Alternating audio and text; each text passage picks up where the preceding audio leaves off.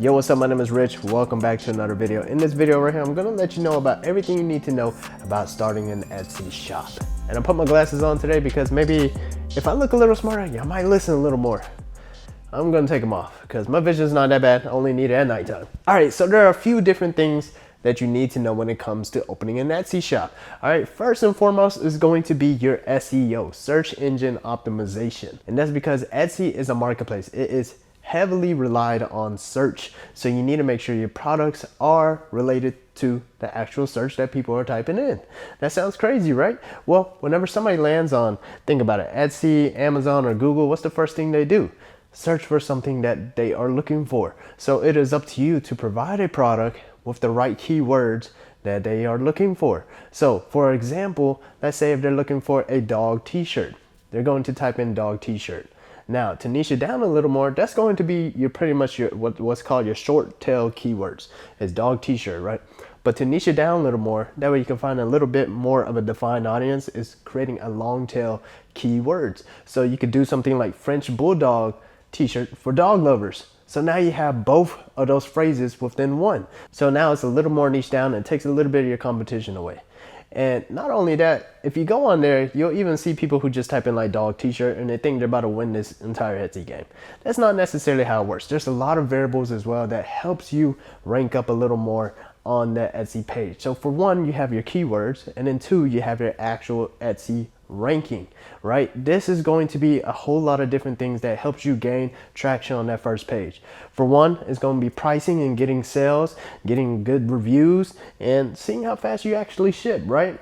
Because the faster you ship your product, the more likely Etsy sees these things, right? Etsy sees that you're shipping a product out quickly, so they're like, hey, this is a highly favored shop because this person is actually about their business. Another thing is actually getting sales. The more sales you get, the more likely you're going to be on that first page. How are you going to get those sales to begin with? As you can see, you see a lot of people price their products towards something that almost seems not profitable, right? Now, this is actually a sales tactics that a lot of people use to get on their first page. Sometimes it's not really about getting profit to begin with, and that's hard for a lot of people to soak in. What it's really about is gaining customers, right? So you want to gain a customer first, over and over, and then you can slowly raise your prices up because you're getting a few sales, you're getting a little bit more ranked up into that first page, then you can get some sales, and then all of a sudden, you know what? Increase that profit margin a little bit more. Or if you had an item that has multiple variations, let's say if you have a dog t-shirt for sale, you have multiple colors, you have multiple sizes, hey, you can offer, let's say if you sell in Guild and Soft Style, sell the 2X for like $6.99. And then this is going to help you whenever people sort the price by low to high. You have a loss leader, and then you have all the other ones that makes profit. But at the same time, you can pretty much price at these price points and then include the shipping price on top of it, which is where you will make your actual profits. So there's a lot of different ways to play this, and there's a lot of different sales tactics to it. But SEO along with ranking will be one of your key things to know when it comes to selling on Etsy. The next thing we're going to talk about is your mockups or your product images. So as soon as somebody types in these keywords, the next thing they're going to get is a whole bunch of pictures, which for you will probably be the dog t-shirt. So majority of the time you will see mockups, digital mockups. Now digital mockups do help to an extent. However, if you want to stand out a little more, you know, you could take your own photos, print out the t-shirt and get the actual photos taken, whether it's professional or whether it's an iPhone. If you're using your phone, you know, make sure you're using it outdoors, use good lighting, and make sure you crop the photo down so that they can still see the actual print on the t-shirt. Now, the difference between the two is that one of them you might get a much better photo, and this is going to help you gain a little bit more trust because they see the actual physical product. If you have it on an actual person and it's obvious that it looks real, you're going to get a little bit more of social proof, especially if you already have a review with an image of somebody who already purchased it. That would be great because that's going to let them know that this product is real. Some people still have a hard time looking at a digital product, and you know, even though you make it look as realistic as possible, it's obvious that it's still a digital product. However, you know, a lot of people are also comfortable with digital products. Now the difference between the two is, you know, when one person see a digital mock-up and one person see that realistic looking photo, well, an actual real photo, is the fact that, you know, the real photo is going to stand out because nobody else has this actual photo. When it comes to these digital mockups, everybody's using the same digital mockups nowadays. And one thing about digital mockups though is you can scale up quickly. You can get hundreds of listings up in a day. Well, hundreds, it's kind of hard. It's kind of hard nowadays because, you know, we get burnt out after maybe 5 or 6 listings.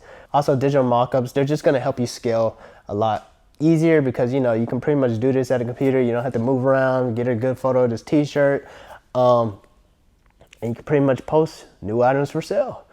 And that's going to be the most amazing part about it. However, you know, you're not going to stand out like a photo that you have to take yourself, or you can hire somebody else to take it, but you got to get that actual product printed. So you got to pay for a little bit of inventory ahead of time in comparison to you creating a digital mockup. And what helps with creating a digital mockup is the fact that you can print the orders as they come out, which is quote unquote called print on demand. But print on demand is also known as platforms nowadays, such as like Printful, Printify, and whatnot. But there are pros and cons to everything. I personally use a lot of digital mockups because you can build a lot quicker at scale. And whenever I start getting reviews, when somebody posts a picture with this actual t-shirt on in the review, I'll add that to my photos. And that helps out a lot. So digital mockups, real mockups, photo products, that's going to be number 2 thing that you need to know, because they're going to type in those keywords, get to your product, and then whenever they get to your product, they see that image and they see if this is something that you like, and then, you know, along with those pricing strategies, that's going to help you retain and get that customer to begin with. All right, so the next thing I want to mention is product research. It helps a lot to do a little bit of research before you design an actual product for sale. You know, it's nice to be full on creative and say, hey, you know what, I'm gonna try to design this and list it up and see if it sells. You know, sometimes that may work, but at the same time, we are designing for us. And not everybody thinks like us. We gotta find our audience first and then get the actual correct product to them. So a tool that I like to use is called Everbee, and this helps you with product research, and you can actually go on there and they have a Chrome extension where you can go on Etsy and look at products and see how well they're actually selling, see the actual revenue. And not only that, they have an easy tool for you to look at the tags that they're using, and you can use those tags along with your own products so that people can come to your products as well. So, you know, you can see the ranking of these items, you can see it by the keywords, and then you can get an idea of what people are actually purchasing. So this helps you work a little bit more backwards. So that way you can do a little bit of research, find the right niche, and then sell the right product. And by doing so, this gives you a right idea to how you want to design your product. You don't necessarily just want to copy a design, but it gives you an idea of how to start and then give your own twist to things. So use something like Everbee so that you can do the right product research so you can find the actual right product to sell. So the next thing you may be curious about is Etsy ads. Do you need Etsy ads? You absolutely do not, because Etsy is a marketplace, you know, and people use keywords to get to your product. Now, Etsy ads can help you boost your product to the front page to begin with if you're just starting off. You know, they have things like offsite ads where they push it on Google platforms and Bing and stuff like that on their own already, and they charge a higher percentage fee. Basically, at this point, we're talking about Etsy ads and fees. You don't necessarily need ads to begin with. They do help at a certain period of time, especially if you have a product that's already getting a lot of traction. Then you can put a little bit more fuel on the fire and let that item get more and more sales along with using Etsy ads. And that's typically how I like to do it nowadays. There are a different few strategies to it. What really sucks though is you can't control the cost per click and stuff like that anymore, which they did and used to allow back in the day. However, what you can do is select the actual products that you want to use to be advertised. So if you're seeing something that's getting a few sales here and there, that's typically where I like to turn Etsy ads onto that actual product. So, you know, even though those sales tactics and those strategies helps you get in that first place, you want to make sure you're always on that first place and that item is always on that first page, so you're always getting some sales for it. So Etsy ads do help, but you really do not need it to begin with, as long as you're selling the right product and the right keywords, because that's all that matters along with this actual platform. Now, when it comes to fees may seem a little high, especially if you're just starting off. But let me tell you one thing, go create your own website and try to get traffic to it. It's difficult. And it costs even higher than the amount of fees that you're going to be spending. But the main difference is with your own website, you know, you gain those actual customers, you get their emails, and you can retarget them. And, you know, it helps in the long run, for sure. But selling on Etsy already has trust to it. If you're not a true website builder, you don't really know how to build a great looking website, once people head on over to your website, people are gonna bounce. Etsy is already a known name, And whenever people come to Etsy, people are gonna stay because it's already a trusted platform. I believe Etsy right now is like 4th largest marketplace. You have Amazon, you have eBay, you have Walmart Marketplace, and I believe it's Etsy next. Now, that's a lot to know. That means Etsy's not super competitive like Amazon, and it still has a huge amount of customer database for you to already offer products to.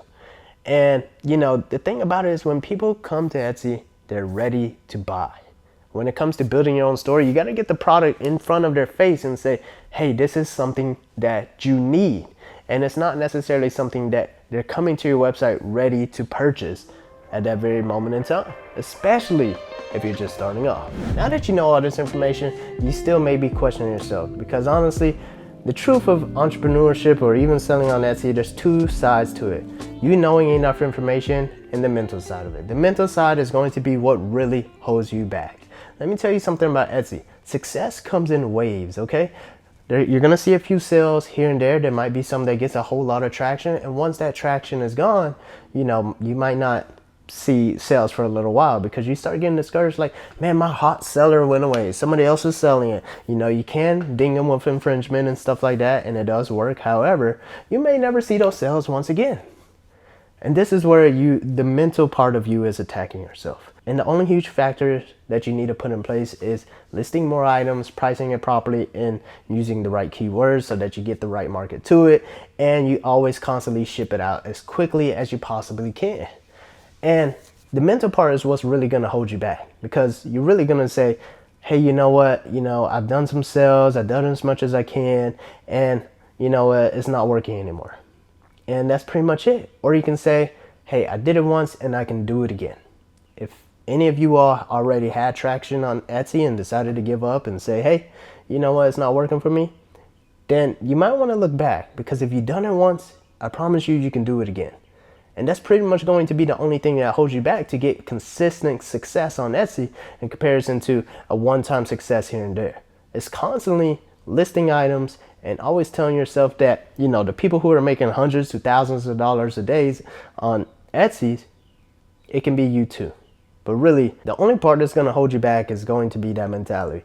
You just really have to push forward. Like I said, success comes in waves. And one thing I was talking about on Instagram Live earlier is you got to look at it like, I don't even surfboard, but you gotta look at it like a surfer. You know, some days they go out there when it's a cloudy day, when it's a sunny day, it doesn't matter. They go out to the beach and there's a whole bunch of little waves that come out.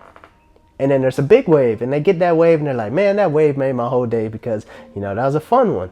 But, you know, some days they go out and guess what? There's no waves, and they still come back the next day. And they come back the next day until they get a good few waves. And some days people catch the big wave to begin with, good for them, it's their time. And some days, some people catch a lot of big waves because it's a really good day for them. Sometimes people don't catch a good wave until they gain enough experience from going out there every single day and saying, hey, you know what, there's nicer waves on sunny days. Hey, you know what, there's nicer waves in storms. And when it comes to storms, there's a whole lot of risk to it. However, you might get a bigger reward. You know, the higher the risk, the bigger the reward. You know, think about the surfers who go out there in super cloudy days, thunderstorms, the surfers who go out there in monsoons and tsunamis and whatnot. Those are the most dangerous points in time when it comes to surfing. However, there's always like a group of 10 people who try to go ride this 100-foot wave. And majority of the time, only 1 out of those 10 people might make that wave. And you know what, everybody's applauding and cheering, hey, to that one person, man, you made it through that wave, that was awesome. And you know what? I guarantee you none of their closest friends or supporters said, hey, you should go ride that wave. I'm pretty sure it's the complete opposite because it's too risky, right? You're risking your life. But think about those 9 out of 10 people who failed. They probably broke their arm, broke their leg, they fell off the wave. Somebody possibly could have even died. But when it comes to entrepreneurship, it really becomes about life and taking risks. And for those 9 out of 10 people who fail, I can guarantee you one thing, there's people talking crap about them like, I told you not to go out there, and I told you not to do this, not to take that risk, right? But I can guarantee you one thing about those 9 out of 10 people, they live at peace with themselves because they gave it a shot. They never would have known the outcome if they didn't take that shot. And now if for some given reason another big wave comes, I guarantee you they'll probably go do it again because they know what they did wrong the first time. It's all about gaining a little bit of experience and riding the right wave. And one thing about waves is if you've gone to the beach before, you know they come and go. There's lots of little waves, there's lots of big waves. And although they come and go, you know one thing for sure, they never stop. So it's up to you to catch a wave. And I don't know what that has to do with selling on Etsy, but it's a little bit about entrepreneurship and it's a little bit about life.